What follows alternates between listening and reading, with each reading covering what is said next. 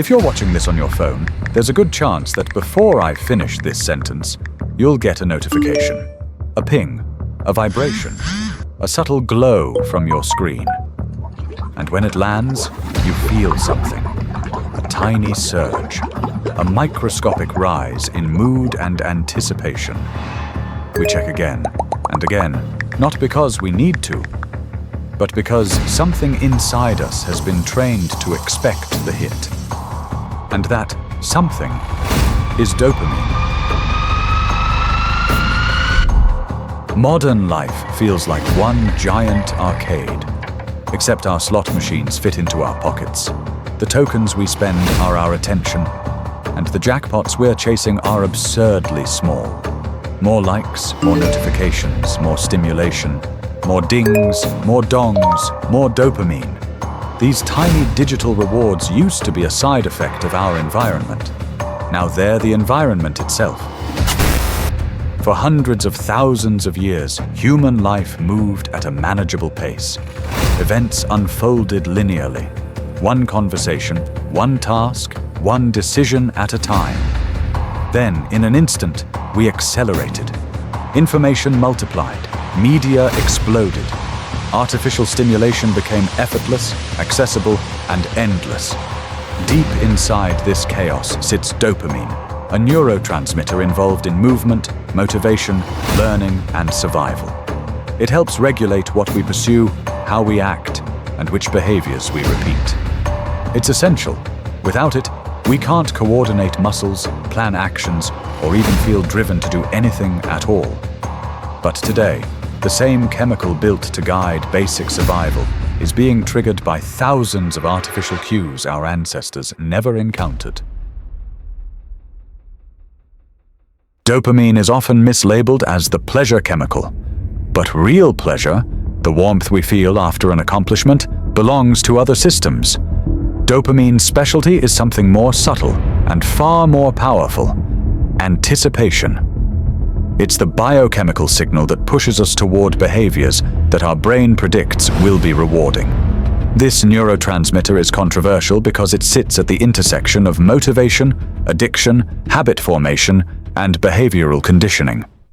It can guide us, it can push us, and in environments engineered for overstimulation, it can overwhelm us.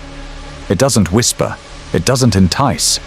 It simply responds precisely, chemically, relentlessly, to whatever conditions we place it in. At first, a small hit of stimulation feels harmless.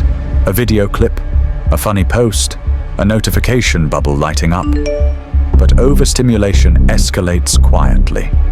You don't notice when interest becomes habit, or when habit becomes dependency.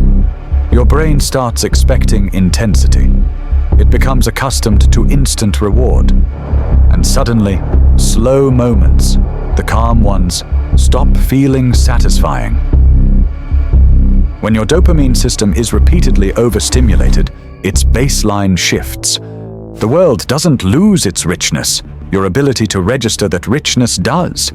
Books feel dull, movies feel too slow, conversations feel effortful. Work feels unbearable. You're not unmotivated, you're desensitized. Here's the paradox. The more stimulation you consume, the less rewarding it becomes. And the more stimulation you seek. It's a loop engineered to intensify. Faster content, shorter clips, more dramatic visuals, more sensational headlines. A world competing for your attention turns the volume up, and your brain, trying to cope, becomes harder to satisfy. The first casualty of overstimulation is focus. The second is motivation. The third is presence. Your mind begins to scatter. Your patience fades. Your sense of meaning becomes thin and fragile. This isn't moral failure. It's biochemistry being pushed past its operational limits. The solution isn't to flee technology or forcibly detox from dopamine. That's impossible. The goal is to reduce artificial intensity, so natural stimulation becomes visible again. A quiet walk, a single task, 10 minutes without checking a device. Time spent doing something that doesn't reward you every second.